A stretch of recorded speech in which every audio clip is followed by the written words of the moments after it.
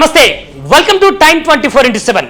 Operation Sindoor పేరు మీద భారత్ పాకిస్తాన్ పై చేసిన దాడికి పాకిస్తాన్ తోక ముడుచుకుంది. బిక్కుమంది కుక్కల్లా మురిగిన పాకిస్తాన్ ఈ రోజు నోరు మెదపడం లేదు. అదేవిధంగా పాకిస్తాన్ ఆర్మీ కమాండ్ ఏదైతే ఉందో అక్కడ ఉన్నటువంటి చీఫ్ అసలే కనిపించడం లేదు.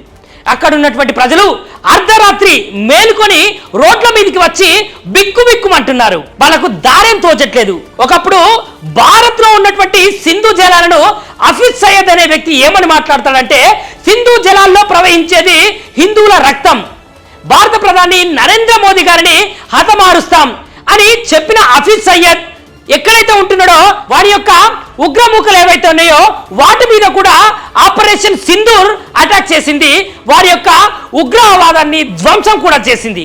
మరి ఇలా మాట్లాడే హఫీజ్ సయ్యద్ ఇప్పుడు ఎటుపోయాడు? కుక్కల్లా మొరగడం కాదు, ప్రధాని మోదీకి చెప్పండి అని అన్న మాటలు ఈ రోజు ఏమయ్యాయి? నిజానికి ప్రధాని మోదీ చెప్పిందే చేశాడు.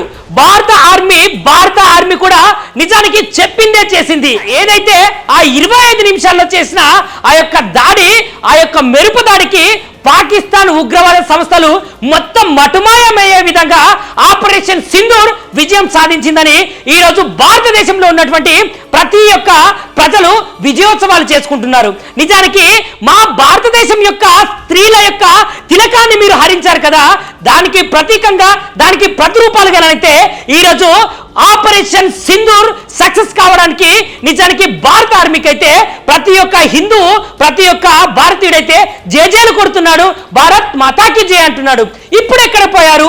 పాకిస్తాన్ లో ఉన్నటువంటి నాయకులే కావచ్చు, పాకిస్తాన్ లో ఉన్నటువంటి ఆర్మీ చీఫే కావచ్చు, పాకిస్తాన్ లో ఇండియాకు వ్యతిరేకంగా మాట్లాడే వారే కావచ్చు. నిజానికి భారత్ ఒక దేశం అనుకుంటున్నారా? భారత్ ఒక శక్తి.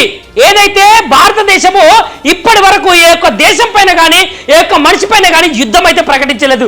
ఒక్కసారి భారతదేశాన్ని టచ్ చేసి చూస్తే ఏమవుతుందో ఇప్పుడు జస్ట్ శాంపిల్ మాత్రమే చూపించారు. నిజానికి ఇంకా ముందుంది ముసర్ల పండుగ అనే విధంగా భారత ఆర్మీ, అదేవిధంగా భారతదేశం యొక్క ప్రభుత్వము సిద్ధంగా ఉంది.